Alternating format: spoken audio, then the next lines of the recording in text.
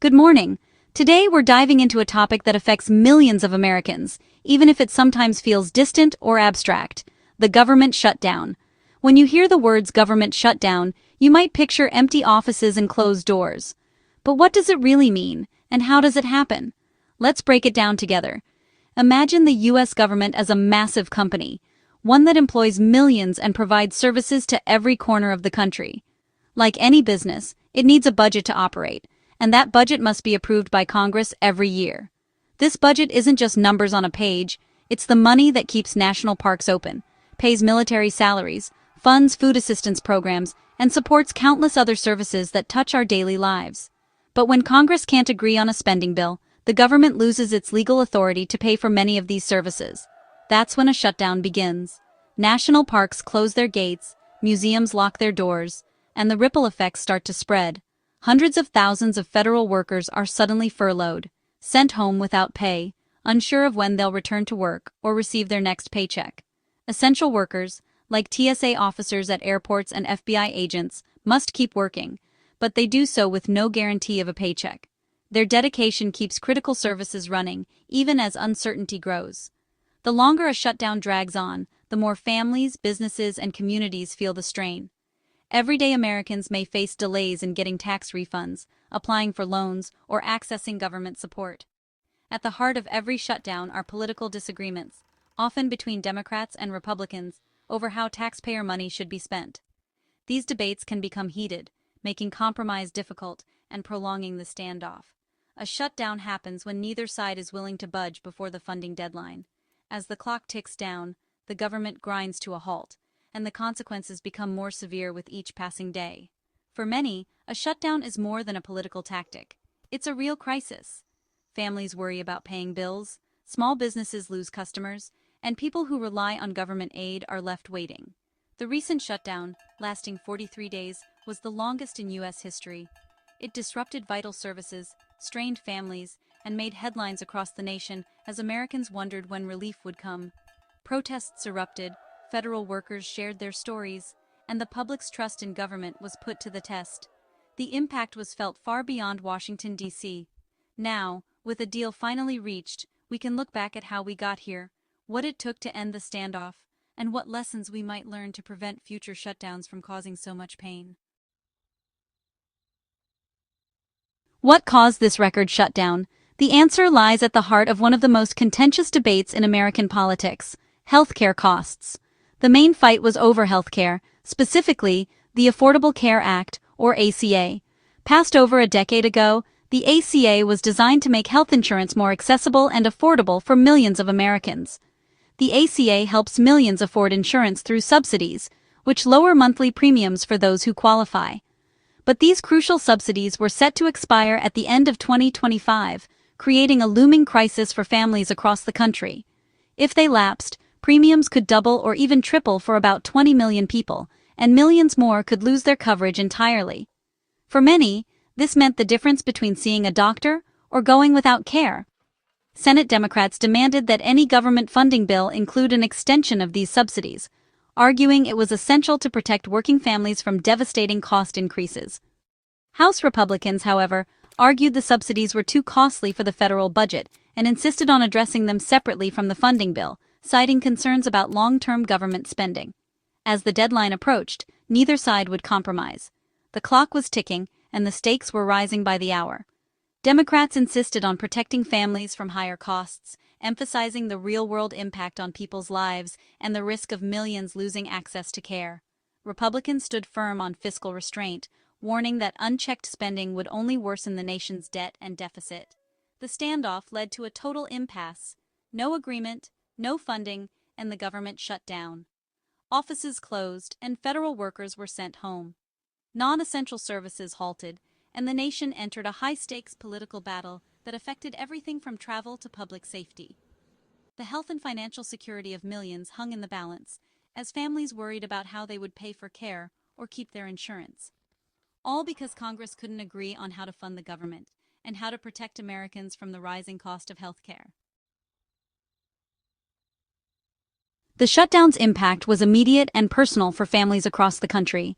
Hundreds of thousands of federal workers missed paychecks, forcing many to seek help from food banks for the first time. Air travel was disrupted as unpaid air traffic controllers worked under immense stress, leading to delays and cancellations at major airports. Programs like SNAP, which helps millions buy food, faced funding uncertainty, causing fear among vulnerable families. The economic ripple was huge, growth slowed, and small businesses near national parks lost customers. Scientific research, veterans' benefits, and other essential services were put on hold. For 43 days, stories of hardship piled up, showing how political gridlock can quickly become a personal crisis. The shutdown was more than a political fight. It was a national emergency for millions. It proved that decisions in Washington have real, sometimes devastating effects on everyday life. After weeks of gridlock and mounting frustration across the nation, a breakthrough finally came.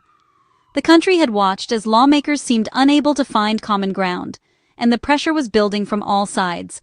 Federal workers, businesses, and everyday Americans were demanding action. In the midst of this stalemate, a small bipartisan group of senators began working quietly behind the scenes. They recognized that compromise was the only way forward, and that the stakes were too high for continued inaction. These lawmakers set aside party differences, focusing instead on the urgent need to restore government operations. Their solution was both practical and strategic: separate the immediate need to fund the government from the contentious fight over ACA subsidies. By decoupling these issues, they hoped to break the impasse and allow essential services to resume. The deal would reopen the government right away, ensuring that federal employees could return to work and vital programs could restart. The more divisive healthcare debate would be postponed for a later date, giving both sides time to regroup.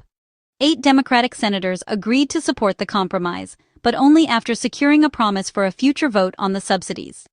This assurance was crucial in winning their support and moving the process forward. With this agreement in place, the deadlock was finally broken.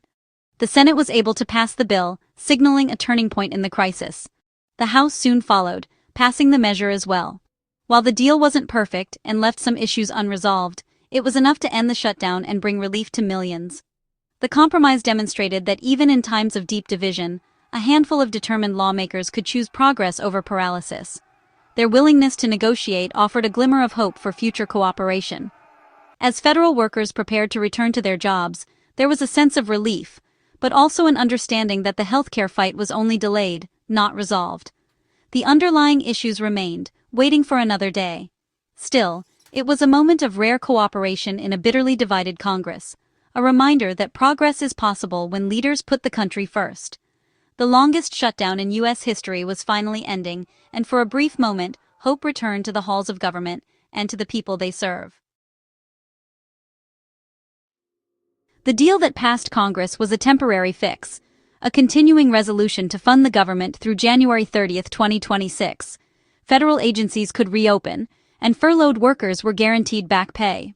Air traffic controllers would receive most of their lost wages within days, stabilizing air travel. But the bill did not extend the ACA subsidies, the very issue that triggered the shutdown. Instead, Democrats got a promise for a separate vote on health care in December. The fight over insurance costs was postponed, not solved. The agreement also set up a new bipartisan budget process to prevent future standoffs. However, it included a controversial measure about senators' phone records, which House leaders vowed to revisit. In the end, the deal brought immediate relief, but left big questions for the future. The stage was set for another political showdown just weeks away. President Trump played a pivotal, if quiet, role in the final days of the shutdown. As the crisis deepened, he engaged with both parties behind the scenes, helping shape the compromise. Once the Senate reached a deal, Trump publicly endorsed it, signaling to House Republicans to support the measure. His backing was crucial for the bill's passage in the House. After the House approved the bill, Trump signed it into law, officially ending the shutdown. He also proposed a special bonus for air traffic controllers who worked every shift during the crisis. The president's actions helped frame the end of the shutdown as a necessary step for national recovery.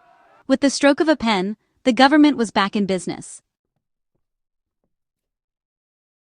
With the shutdown over, federal workers returned to their jobs and received back pay, easing weeks of financial stress. National parks and museums reopened, and public services resumed. SNAP funding was secured, reassuring millions who rely on food assistance. Air travel disruptions eased as controllers received their pay, stabilizing the system. Government agencies began tackling the backlog of work that had piled up. The House swore in a new member, ending a 7-week delay. Relief swept across the country, but lawmakers now faced a new deadline for a long-term budget. The unresolved ACA subsidy issue loomed over the next session. The shutdown's end was a relief, but the political fight was far from over. The shutdown left deep scars on federal workers and public services. Many employees drained savings or took on debt. Back pay helped but didn't erase the hardship. The experience shook confidence in government jobs, risking a loss of skilled workers. Agencies faced a massive backlog, delaying services for weeks or months. Trust in government was damaged, as citizens saw essential services disrupted and workers lining up at food banks. The shutdown exposed the vulnerability of our system to political gridlock. Rebuilding trust and clearing the backlog will take time. The lesson: political failure in Washington hurts everyone, not just government employees. This historic shutdown forced a reckoning about how government works and how it fails. The hardship changed public opinion. Shutdowns are now seen as reckless, not strategic. The deal that ended the crisis is only temporary. The same divisions remain. The next big test is the December vote on ACA subsidies, with millions' healthcare at stake. There's growing momentum for reform, new rules to make shutdowns harder to trigger. Lawmakers and citizens alike are calling for a better budget process. The hope is that this painful episode will push both parties toward real compromise. The 2025 shutdown will be remembered as both a failure and a catalyst for change. It exposed deep divisions, but also the resilience of public servants and communities. The future depends on whether leaders choose cooperation or risk another crisis.